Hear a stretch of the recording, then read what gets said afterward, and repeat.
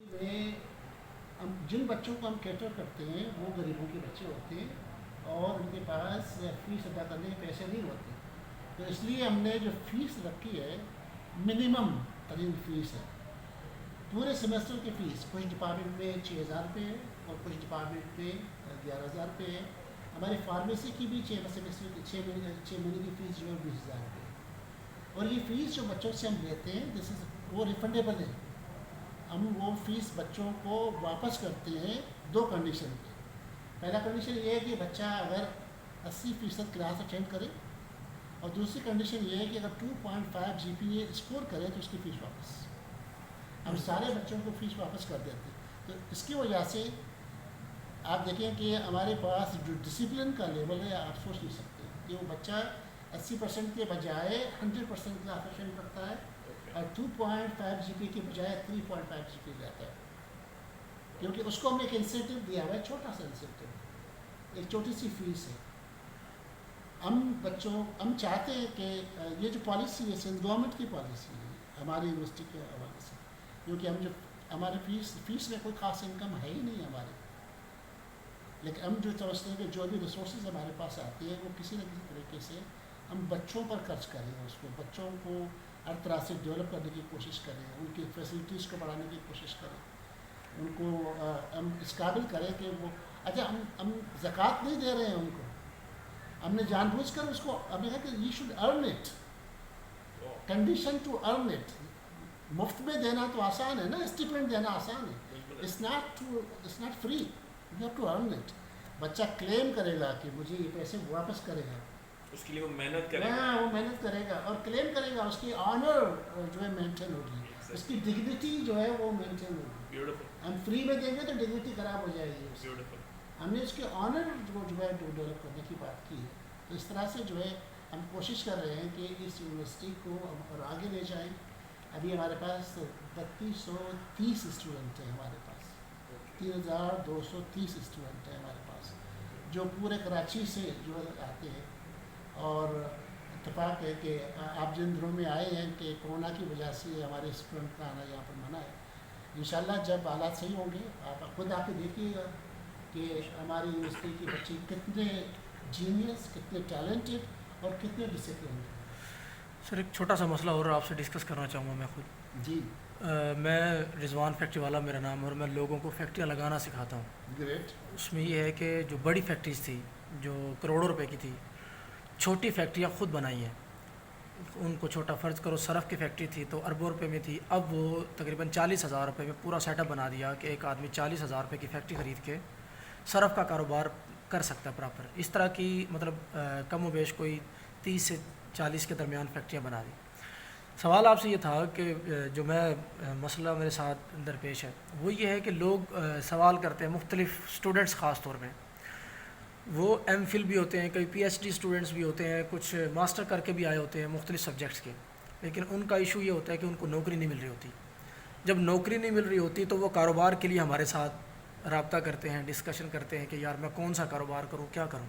अच्छा मुझे उस वहाँ पे आके थोड़ा सा मैं खुद कंफ्यूज हो जाता हूँ, क्योंकि मैं खुद एमफिल केमिस्ट्री हूँ, कि इन्होंने जब मतलब यूनिवर्सिटी में पढ़ा है, वहाँ पे रिसर्च भी की है, इतनी प्रोडक्ट्स मतलब अपने हाथों से जब तक उसकी रिसर्च करके बनाते नहीं तब तक तो एमफिल भी कंप्लीट नहीं होता, मास्टर कंप्लीट नहीं होता। तो ये लोग उस पे काम क्यों नहीं करते, यानी कि अपने उस तरफ ऐसी रिसर्च क्यों नहीं करते, उस वक्त रिसर्च करते हुए ऐसा क्यों नहीं सोचते कि हम उसी को बिज़नेस बनाना चाहें तो बन जाए। तो इस पॉइंट ऑफ व्यू पे आप थोड़ा सा डिस्कस करें कि क्या होना चाहिए। बुनियादी मसला ये है कि पाकिस्तान में जो इंडस्ट्री है हमारा वो कंप्राडोर जिसको इंडस्ट्री बोलते हैं, जिसमें आमतौर पर तिजारत वाला जो है इकॉनमिकल स्ट्रक्चर है हमारा, जहाँ पर ज़्यादा रिसर्च की ज़रूरत नहीं होती है, इन्वेस्टिगेशन की ज़रूरत नहीं होती। आप मुझे बताएं कि बड़े से बड़ा आप इदारा जो कारखाना जो है फैक्ट्री इंडस्ट्री आप लें, आप उसका R&D रिसर्च एंड डेवलपमेंट का फ़ंड पूछें तो कुछ भी नहीं होगा उसके पास।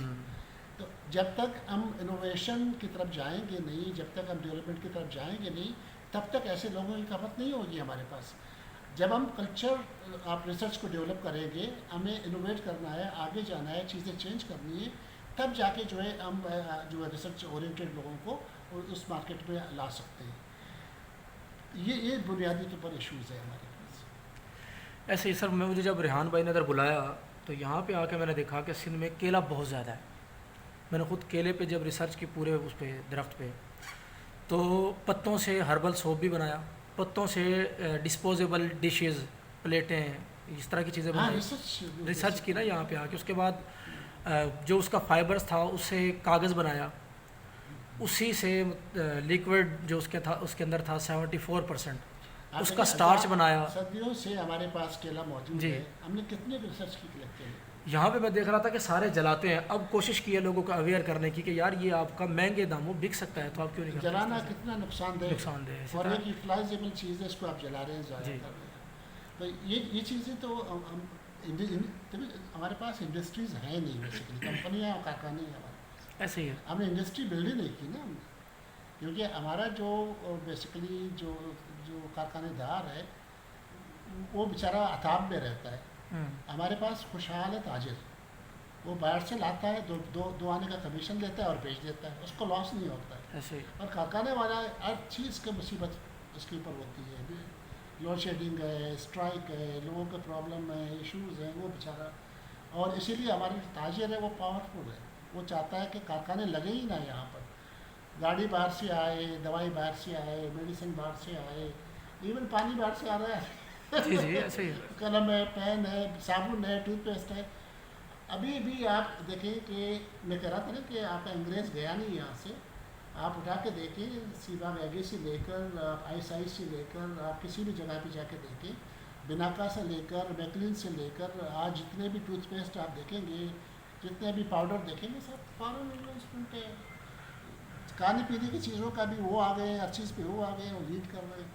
اور وہی بندہ جب انڈیا میں جا کے فیکٹری لگاتا ہے 100 کنڈیشنز فلفل کرتا ہے، اور جب ہمارے پاس آتا ہے تو ایک کنڈیشن فلفل نہیں کرتا ہے. ایسے ہی. انڈیا میں تو یہ ہے کہ آپ 10% منافع لے جا سکتے ہیں، 90% ری انویسٹ کرنا ہے. ہمارے پاس تو کہتے ہیں کہ جتنے لے جا سکتے ہیں سب کچھ لے تھوڑا ہمیں دے دو، تھوڑا لے جاؤ.